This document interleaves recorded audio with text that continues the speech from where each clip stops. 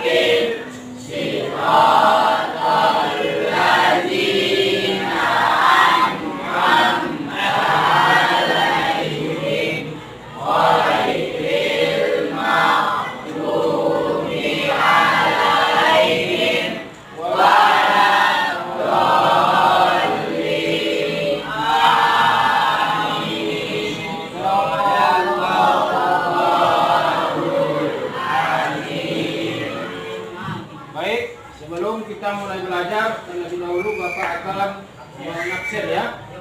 Ya, Pak Abid Nurdin, Najwa Manurung, Niki Darmayanti, Reji Ananda, Ridho Ardiansa, Ridho Ramadan, Saru Ajura, Idri Mahyuni, Sapa Alarizki, M. Rafli, Lisa Pratiwi.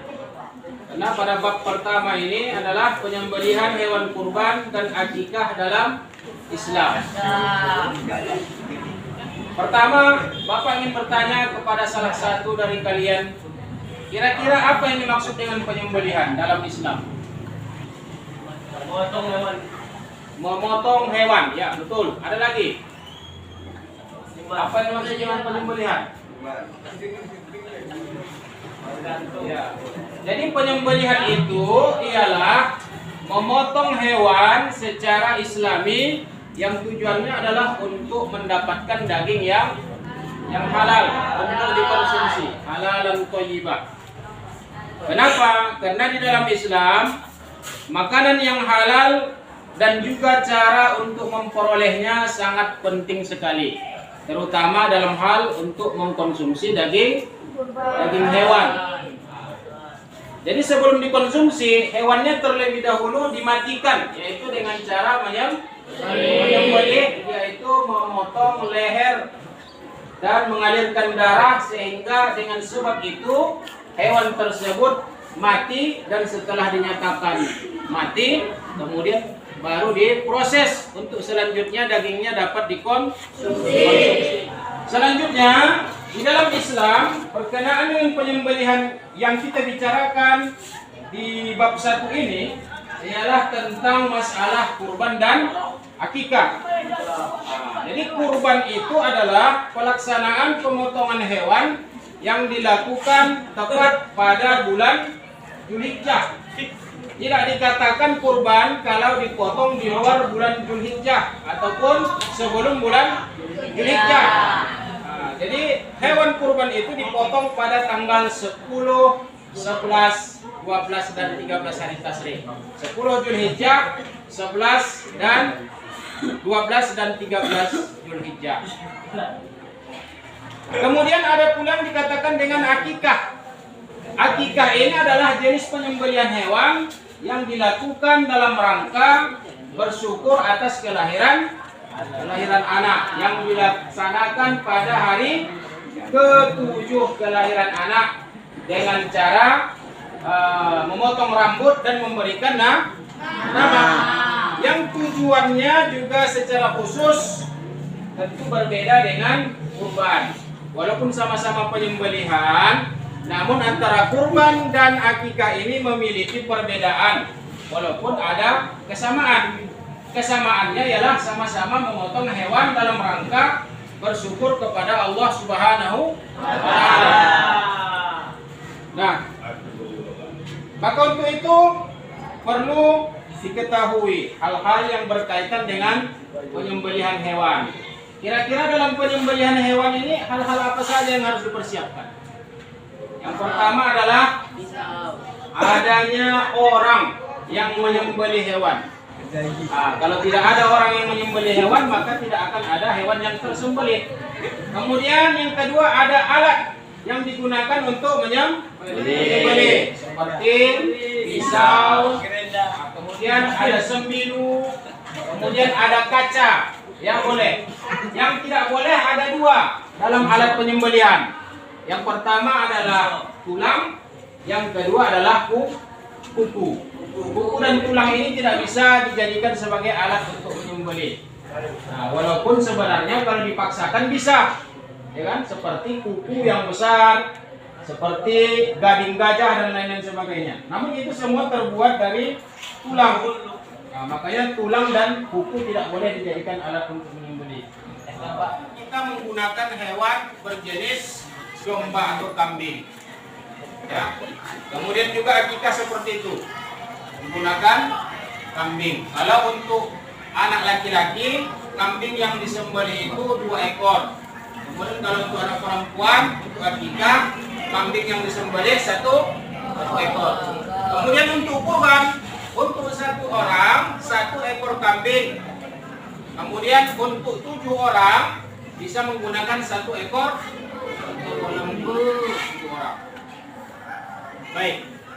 Nah, adapun perintah di dalam pelaksanaan kurban maupun akikah sudah bisa kita temukan di dalam Al-Qur'anul Karim, yaitu yang sering kita baca surah apa itu?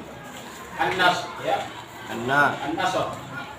Inna a'tayna al-kautsar. Sholli li rabbika wanhar. Maka salatlah kamu dan berkorbanlah. Inilah dasar hukum yang dijadikan sebagai landasan mengapa begitu pentingnya kita melaksanakan ibadah kurban. Di samping sholat, kita juga diperintahkan untuk melaksanakan perintah kurban.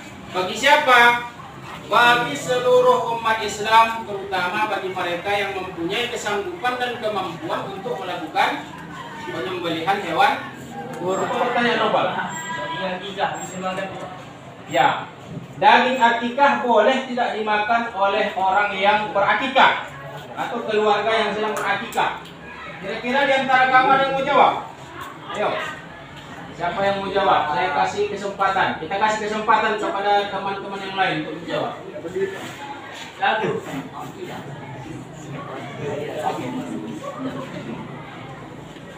Ada?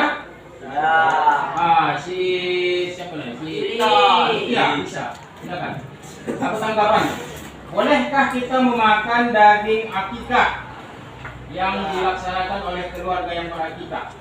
Apa jawabannya? Ya.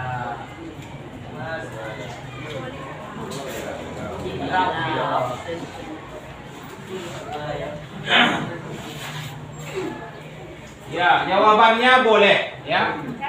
Kenapa boleh? Dikarenakan daging akikah ini sama halnya seperti daging kurban. Sepertiga itu dibagi 3. Ya kan? Sepertiga untuk kerabat, sepertiga untuk orang-orang yang tidak mampu, dan sepertiga lagi boleh dimakan atau digunakan oleh orang yang berkurban atau berakikah. Beberapa tugas-tugas yang akan diberikan dalam kelompok ini nanti akan diberikan soal-soal yang akan dibahas. Jadi di sini ada berapa kelompok? 1, 2, 3, 4 ya. Ada 4 kelompok dan insya Allah nanti hasilnya akan kita representasikan pada waktu untuk selanjutnya. Maka untuk itu pada kesempatan ini Bapak padakan dulu pertemuan kita pada saat ini. Mudah-mudahan apa yang kita pelajari pada hari ini bisa menambah keilmuan kita dan untuk meningkatkan wawasan kita untuk hari-hari atau masa-masa yang akan datang. Amin.